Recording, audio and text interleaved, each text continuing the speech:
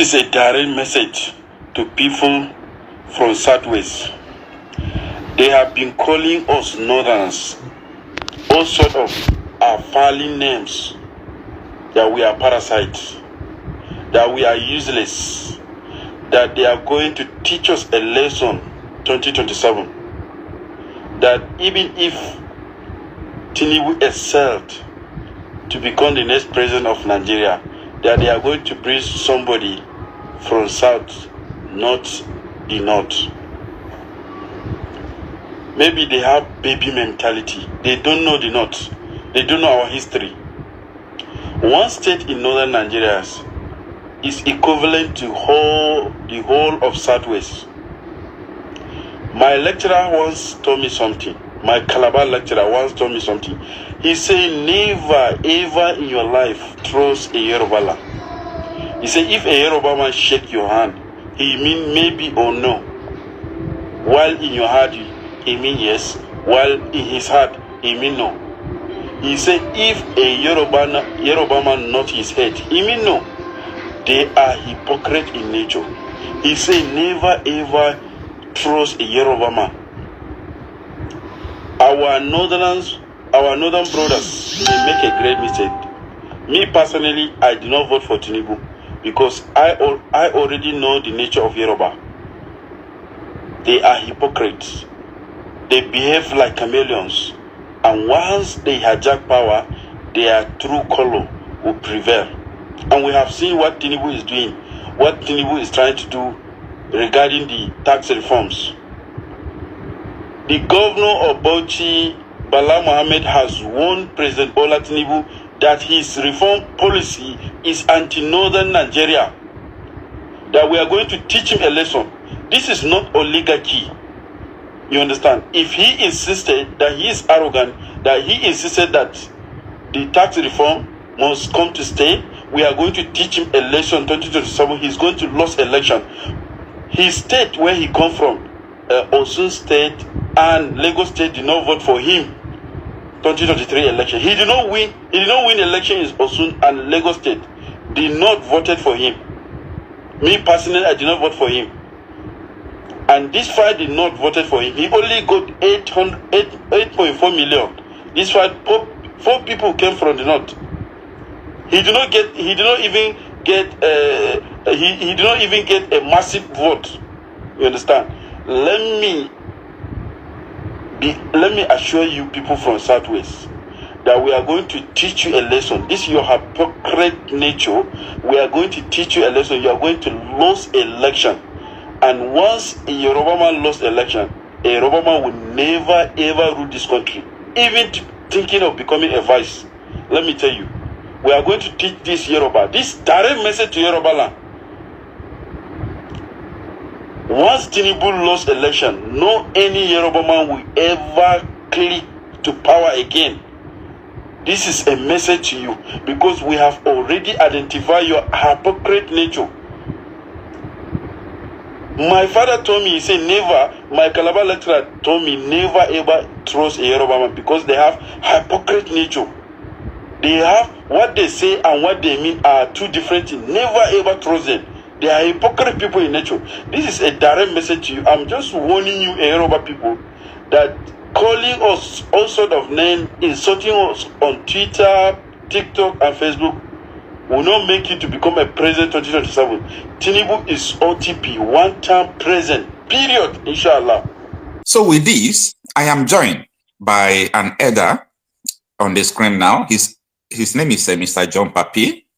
He's joining us from the United States of America. He's going to discuss with us the history of the relationship between the northern Nigeria and the Niger Republic. And not only that, the history of how everything started in Nigeria, how the northern Nigeria chose even the Niger Republic before the south, and the relationship between the north and the south that led even to the Biafran war, to the whole mess we are having today. Good evening, sir. Good evening. Can you hear me? Thanks. Yeah, I can hear you. Thanks for joining us. I don't know the time over there, but this is 7:14 p.m. Nigerian time. It's 1:14 p.m. All right. Thanks for Thanks for joining us. We are glad to have you. Yeah, welcome. First of all, do you think that the northern Nigeria or the presidency, because presidency is laying an allegation, that the Niger president is inciting the northern part of the country against Tinubu, that is why the north says that they are going to abandon Tinubu and Tinubu should come out clean to explain himself? Do you think the allegation of Tiani, who is the military leader of Niger, could be false? Before a president of a country makes any allegation on anything, he must have known the correct thing. He must have found out. His people would have done what the army calls Reiki, or they will go and make an intel, have an intel before he will make that kind of alteration. He will never alter what he does not know about. His lieutenants will give him the correct thing, and his lieutenants are there in France, and also around that region that where these things are happening. I want to ask a question. When did Daniel Buela now left? What do you call them? The party he was in, and now he's talking for the APC. Daniel Buela is the boy of Abubakar.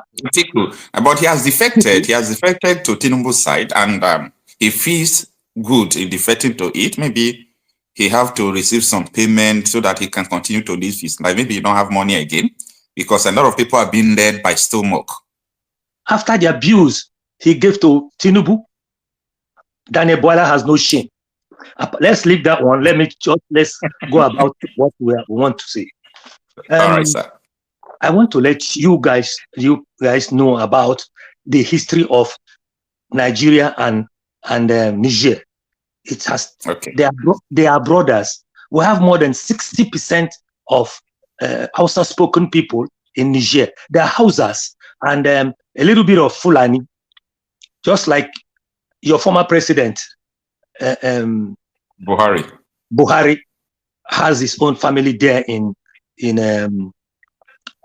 Niger. Niger has his capital as Niamey. I used to go there. We used to go there as Nigerian Airways used to fly there when I was flying for Nigerian Airways. That was when? We used to go to Niger in the 80s. Wow. They even flew up to the 90s, because when they hijacked the Airbus. When the Airbus was hijacked, it was flown on their way. They were about going to London or somewhere, but the fuel did not carry them out of Niger airspace. So they had to land in Niger airspace. And then the gendarmes came to her, and Nigeria has already told them what was happening.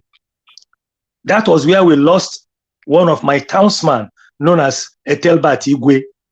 He died, and he died there because the gendarmes shot into the aircraft, and then the thing entered from his anus to his stomach, his intestine. Serious? Yeah, that was how he died, because he bent down to take something from the galley, what we call galley in the aircraft. Then they shot from outside, and the thing got to him. Maybe they were thinking that was the hijackers. That was how we lost Etelbat Igwe. And up till now, Nigeria has not paid the wife of Etelbat Igwe any money. She's suffering. That is it. That's the history of Nigeria. Nigeria now, if the president of Niger said that, it is a fact. Who went to blow the oil pipeline? What equipment do they have? How do they know it? This thing was laid by Nigerians. I know the people who laid that thing. It was William Brothers who laid it all the way from Owaza. All the way from Owaza. That was where this oil pipeline was laid to the north and to Niger and to other parts of Africa. See, let me tell you, Nigeria has been losing a lot because of the relationship between the north and other countries that are speaking Hausa. Hausa is predominantly spoken in many African countries. It's not only in Niger. Okay, so for you now, that is the reason why they are turning against Tinubu and choosing Niger Republic first? Or are they just trying to follow the truth and nothing but the truth? They are following the truth because I was born in the north. I know them very well. They are following the truth. Nobody bought them over. The Niger president said something which is true. And then because the Northerners know when their people speak their language and tell them, if you heard what this man said, because Nnamdi Hausa so say, I understand Hausa very well. The man made it clear that Tinubu has gone to collect money from France, and that he has signed military agreement. Yeah. Some of us are here talking. We have French soldiers down there on ground in Nigeria, I was told. And we have English soldiers on ground in Nigeria too. Both France and England are working hand in hand there in Nigeria. All right, the soldiers, the French soldiers and the United Kingdom soldiers, because Chief of Army Staff came to debunk this news that was about 3 days ago, that there is no France soldiers or UK soldiers in Nigeria. Maybe they came to just guide their people or the envoy. What do you think about that? No. The French soldiers are there because they are mining lithium. And what is this thing used in making bombs and other things? Uranium. And uranium. Have they started mining that people don't know, or are they the people, overseeing the illegal minings? Okay, let me tell you something. They've been mining this thing before. They have started long ago mining it. Now, Tinubu has found out that they are losing. They are not getting money that they're supposed to get. Okay. They've been mining these things. They were even mining gold from Zamfara. Aeroplanes. They bring these little planes, that double prop engines. They fly in the forest. They have what I call airstrip in the forest. They come, they fly in, they take gold, they take it away to either Saudi Arabia or Dubai or Egypt or India. This is where they take the gold away. That is not what I'm after now. What I'm after is that Meilafia told us how Meilafia and T.Y. Danjuma, they told us how, yes, and even Kule Olawumi said it, collaborated it. Meilafia was the deputy governor of Central Bank. So it's not an ordinary guy. And T.Y. Danjuma was a general in Nigerian army. What they are doing, I don't know Tinubu's part. I know of Buhari. When Buhari was there, they were trying to finish the whole of the East and the West, the South. After all, they killed many people in the churches in Ondo. They killed people in the church in Ondo. They killed a lot of people in Enugu, Imo, Anambra, Ebonyi. Everywhere they keep killing people. Even in Abia, just last month, the soldiers killed many people. I heard someone from your here yesterday or so that was saying that Nnamdi Kanu and Samuel Ekpa, that what they are doing is not good and that they are not supposed to do anything. They're supposed to take permission from anybody. It's a lie. Even a child of 6 years in Biafra will take gun to defend his village because they are killing a lot of people and everybody sees it and no one is talking. And then you want the Igbo people and others in the East to keep their mouth shut. If you go to the forest of Delta, you see dead bodies of our people. They kill our people. See, the truth about the truth about this thing is not only us talking about Niger. I don't even want to talk about it because I know the Hausas are gone. Immediately the Hausas are gone. Yes. Immediately the Hausa says Araba. Muari, Araba, they are gone. They don't want to continue with Nigeria. I have heard it. Their elders now are talking about it. They are having meetings. They try to bring in a cajole, the middle belt to follow them. The middle belt say no. They're not following them. Middle belt is on their own. That is why you see them killing the middle belt too. It is not the Hausas that are doing this killing. It is the Fulanis. The Fulanis that Buhari brought in because of the election. He did that. If he wins the election, he will settle them. They won the election. They did not settle them, and he told them that they can move with their guns. They gave them guns that they can move and feed themselves, clothe themselves, do everything. That is why you see them killing people. All right, sir. How many years have you been in the northern Nigeria? How many years have you lived there? I was born in the north.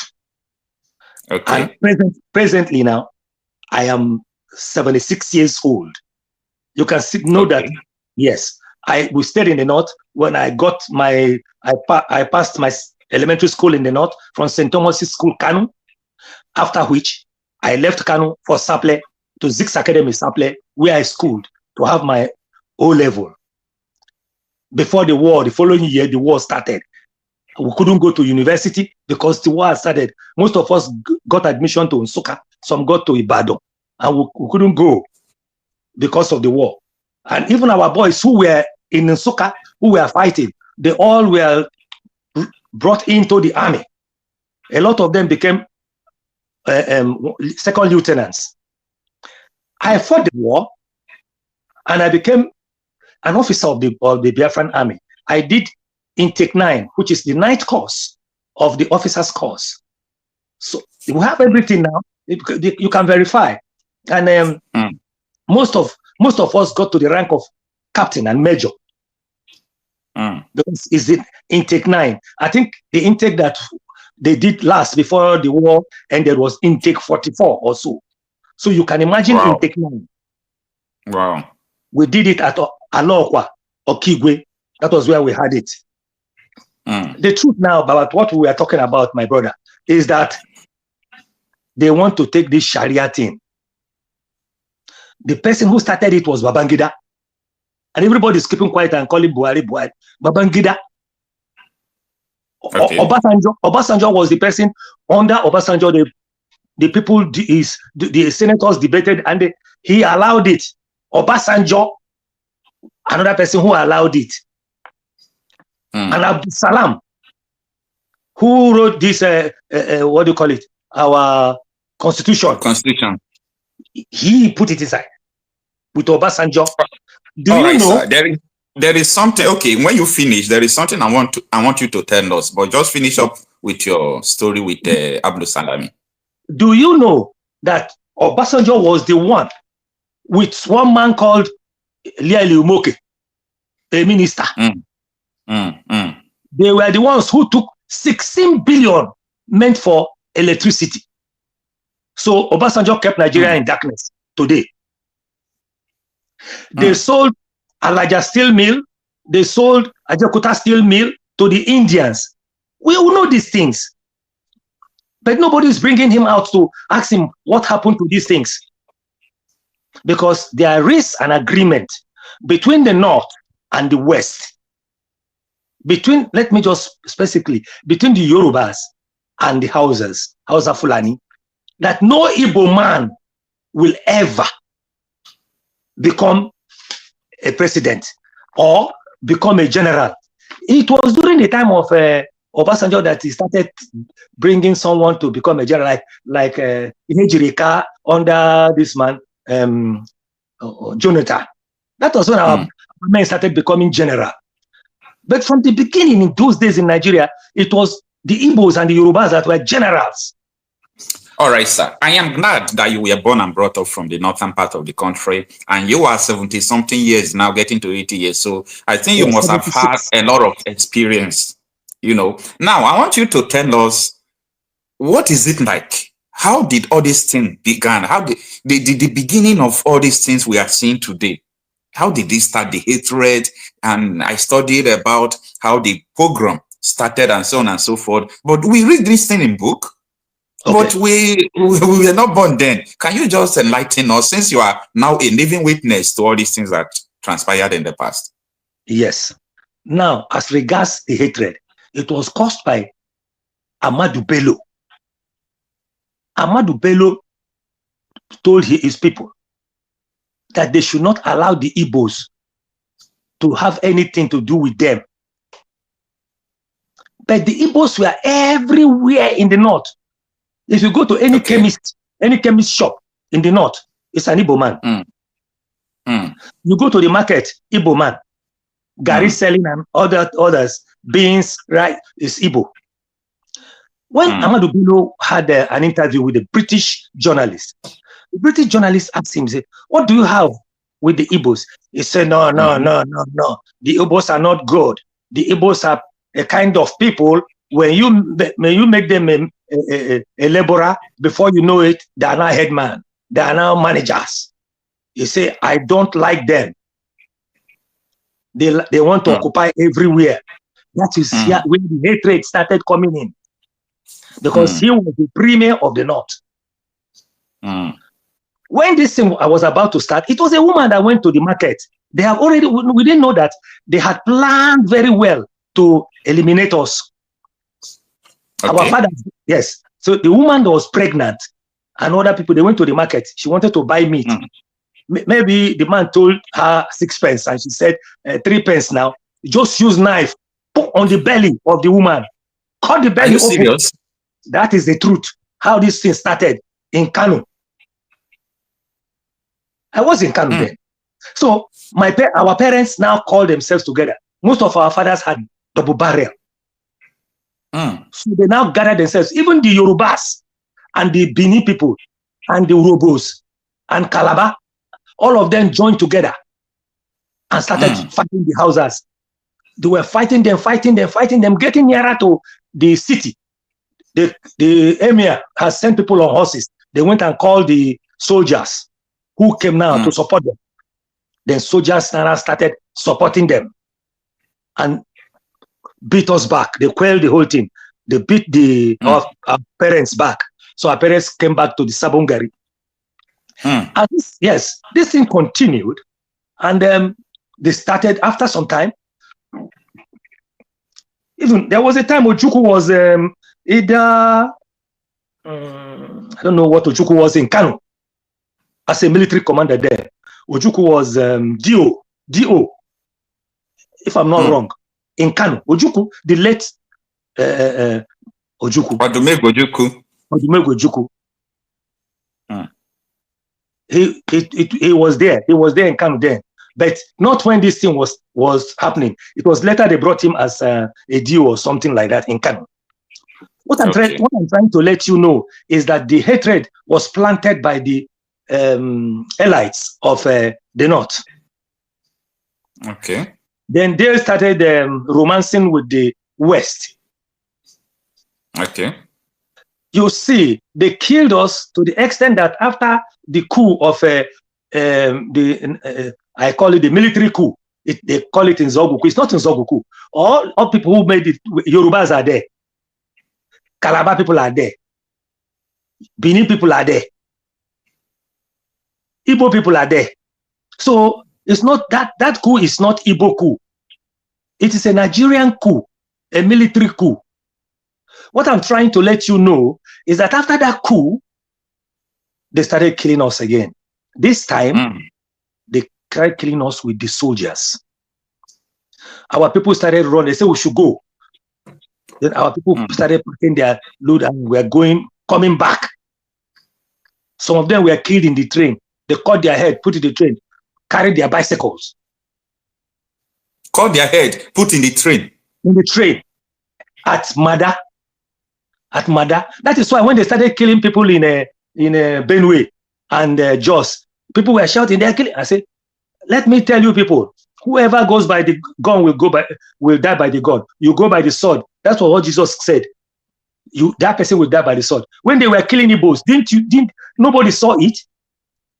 It is now that they said, oh, they are coming to have a handshake with our people and begging our people, the Benue people, begging our people that they should not be annoyed. Yes, we are forgiving them. But let there not be a repeat of it. And let them not allow the Northerners to pass that Benue axis to come into Nsukka or to go to Ogoja. They should not allow them. Yes, because I know that route. They should not allow them to go through that. Because during the war, they allowed them pass there, allowed them pass to that Ogoja side. Because I was at the Ogoja front. That's where they started pushing us back from Ogoja. We got to Obudu Cattle Ranch. They pushed us from Obudu Cattle Ranch to Ikom. Then at Ikom, we wanted to go by the river, past that Akwa Ibom River. We couldn't pass that river because they had already occupied that area. So we had to pass the slave trade route. And we came out from that slave trade route, and we lost a lot of boys at that slave trade route also. You see, there's a little river, I call it a stream, that comes up from that side is a mountainous region. It is between Nigeria and Cameroon mountain. So that region is hilly. The water will be coming down from there and very swift as it comes down. Our boys put the leg, they will carry them and they will hit their head on the rock and they die. That was how we lost about 14 boys from that thing until we got an idea of how we tied a rope and threw it to other part of the tree. It entered and twisted itself. We put it, it was so strong. Then they started crossing. That was how our men crossed to the other side. Then Colonel Oji at the Calabar, he was the one in Calabar, sent transport to come and convey us at the boundary between Nigeria and Cameroon. That place is called Ikang. So we went to Calabar and stayed at Duketown School. From Duketown School, we were taken to Oron. And then from Oron, that was when most of us were we left for this intake 9. Because one Major Esuk saw me and liked me and said he would like me to go and be commissioned. That what do I have? I told him that I have my O level. He said you are qualified. Then we went. That was how I went to intake 9 and became an officer. What I'm trying to tell you that from that Oron, they pushed us to Uyo, to Ikorofion, to Itu. All these places were Biafra territory, right? Of course. They were all Biafra. The whole of Rivers, Bayelsa, the whole of Calabar, that is Efik. I am married to an Efik woman. Yes, my wife is from Calabar, but she passed 2014. The truth is that, yes, the Calabar people were number 2 in our army. General Effiong, yes, he was second to Ojukwu. So they are our people. Don't mind Asari Dokubo. Who can hear you? Don't mind Asari Dokubo. Don't mind him. Asari Dokubo is, I don't know the kind of game he's playing. Killing our boys with his voice. Going to Nigeria. From Nigeria, he will take money. He will come and kill our people. And after he will say he's Biafran, we don't know where he's standing. So they should not allow him at all. Okay. All right, sir. I have another question I want to ask you. You have experienced war. You have experienced, all kind of hatred, killing in your presence. And with all these things, what do you think about the secession fight, the division of Nigeria, or do you think that there is any way Nigeria could be repaired? Thank you. The best thing for Nigeria now is to be splitted. You can if you want to call it the North Belt, because what do you call them? The Middle Belt will not agree to be with them now. So Nigeria can be divided into 6, just like Ekweme they did in those days. 6. If they say they don't want to divide it into 6, then let it be North, West, and East. Okay. The West ending up anywhere it wants to end up. Okay. The East, starting from Eka Igbo, if you want me to say, if the Benin people want to follow us, okay. If the Yoruba people want to follow us, okay. If they say they don't want to follow us peacefully, let them go. While our brothers from Eka Igbo, from Kwale, Okwane, that's why they call Kwale. From Okwane to Asaba, all that area, that is Ubuluku, Iseluku, and everything. That area till Agbo, Omunede, all the Biafra. Even in apart from Benin, we have the Igbanke people. They speak Igbo, and they have the 4 market days of the Igbos. All right, sir. Do you think, as maybe if northern Nigeria is another country, maybe you must have received your passport because of the years you spent there? Do you think that if peradventure Nigeria divides into 3, 4, 5, 6, as the case may be tomorrow, do you think that the northern Nigeria will eventually join the Niger Republic? The answer is no. Okay. But why do they choose Benin Republic before? Benin, are you talking about Benin or Niger? Oh, sorry, I'm talking about Niger. Sorry. Do you think that the North will join Niger Republic? Because most of the things going on now, they choose Niger Republic over Nigeria. Example is okay. No, I know the Hausans. If you talk about the Fulanis, I can't vouch for the Fulanis because they want to leave Nigeria because they know that Nigerians don't want them again. The Hausas, for real, have asked the Fulanis to leave the North because these Fulanis in 18th century, 18 something, killed the leaders of the North. They poisoned them by telling the Hausas that your leaders are wicked, they are not doing good, they are not even keeping God very well. So they gave them poison, they poisoned their leaders. Then now, if you go to the North, all governors are Fulani, all senators are Fulani, majority are Fulani, House of Reps, Fulani. So the Hausas now have gotten the whole thing. They said they cheated them, and so that they should leave, that they've given them, that permitted them to go, that they should go in peace. So, but the Hausas will not join Niger. They will remain in their land. The truth is that they are kith and kin. They are related to them. Most of their people come from there. They are married, they intermarry. They have the boundary is not far. The boundary is not far. I know of a friend of mine, though he's a Christian, he's married to a Muslim known as Memuna. The father of that girl was a governor of one of the region in Niger. All right, sir. Now, let's